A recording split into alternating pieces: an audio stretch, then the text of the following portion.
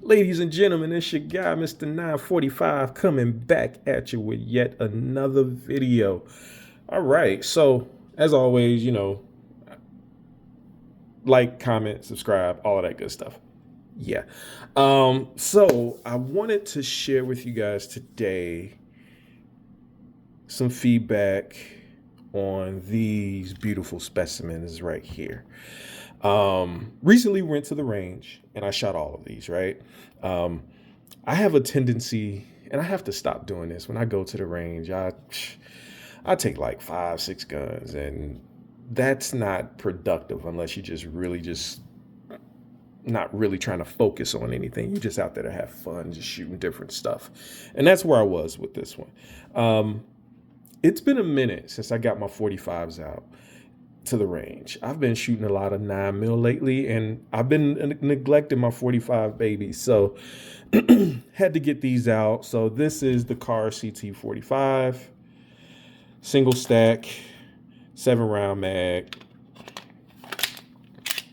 We are clear and empty. I have not cleaned these yet.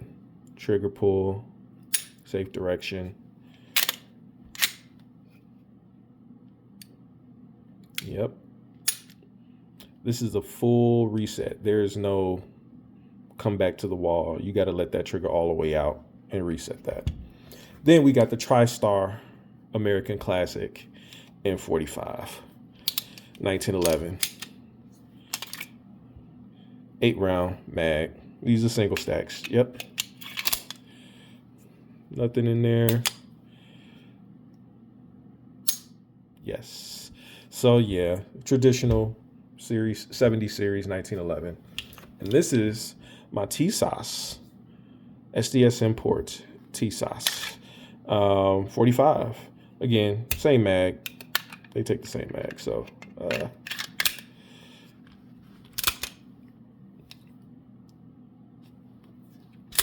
we go. We are empty, clear, safe direction. Yeah. So let's see what else. So what I wanted to talk about with these is that, one, how do they shoot compared to one another? And two, the difference between this or this or this and this. Like, why a Kahr CT45 versus a regular 1911? So first and foremost, how they shoot. Of course, the 1911 shot better than the Kahr, but that's because weight-wise, weight distribution, these are definitely you feel the 45 a little bit less in the 1911 platform than you would in this, because this has the polymer frame with the steel slide. They're all basically single action, if you ask me. And the single action pull, of course, on the 1911 is super duper much more crisper than it would be on here. As you all see, this is a full pull of the trigger, although it's striker fired. So like your resistance is starting there, and you got to pull, wall, break, right? And then reset. There is no reset. It's all the way out. So, and again, pull, wall, break. So, but it's super duper smooth, which is what I like about it. So again, while I was looking at trying to do like a somewhat of a comparison, this is a 7-round mag, 7+1, versus a 1911, 8 rounds. Some are 7, 8 round or whatever, +1. So yet again, why would you go this versus this, right? And at the end of the day, I think it would be based on weight. That's really what it will boil down to. It's really about weight. Grip, 1911s are comfortable grip. This has a comfortable grip. Doesn't matter. Sights. This sight setup, I actually like it. It has like the little dot over dot setup. Hopefully that can come out. But this is the true Novak style 1911 sights. So those are fine. Same thing with this one, Novak style sights. So yeah, but the sight picture, I mean, for me, all of them work. I think the biggest difference, in my opinion, and it's only my opinion, your mileage may vary, you would carry the Kahr if you just wanted a lighter weight handgun. But the difference in weight is not that much different. Again, this is all steel. This is all steel. This is not.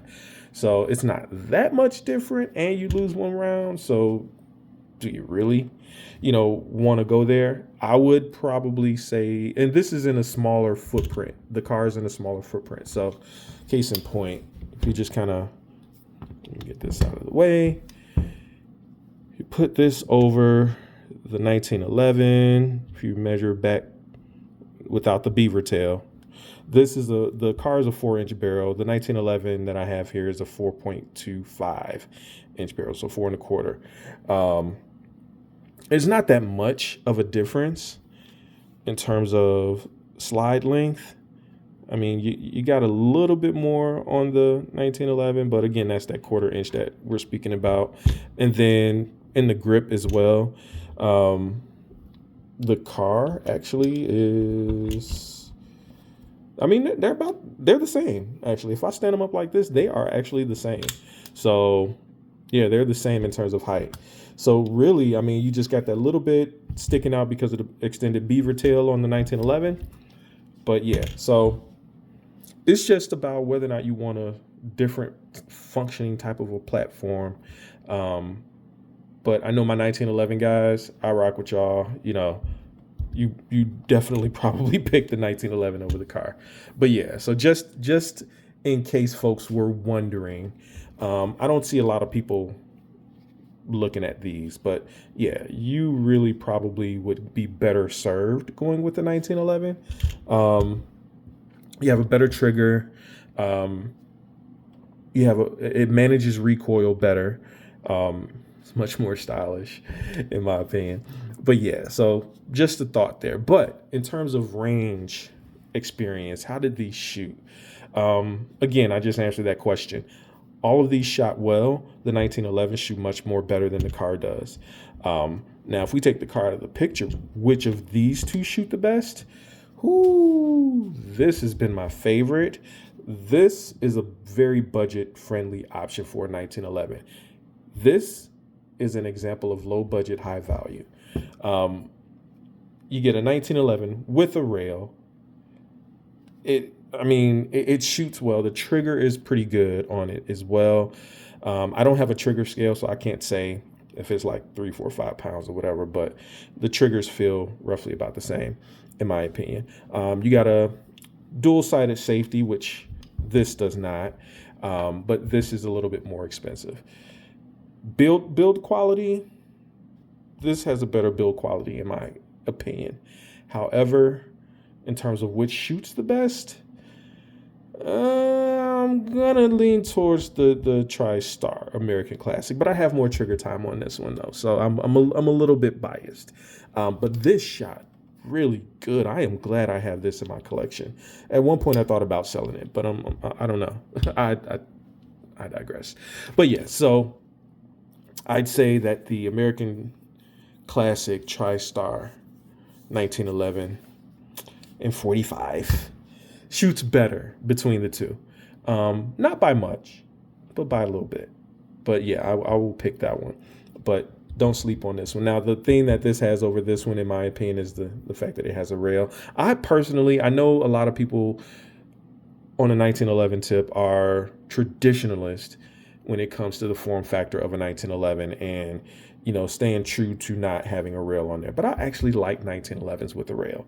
So that's exactly why I picked this one up. I wanted a 1911 in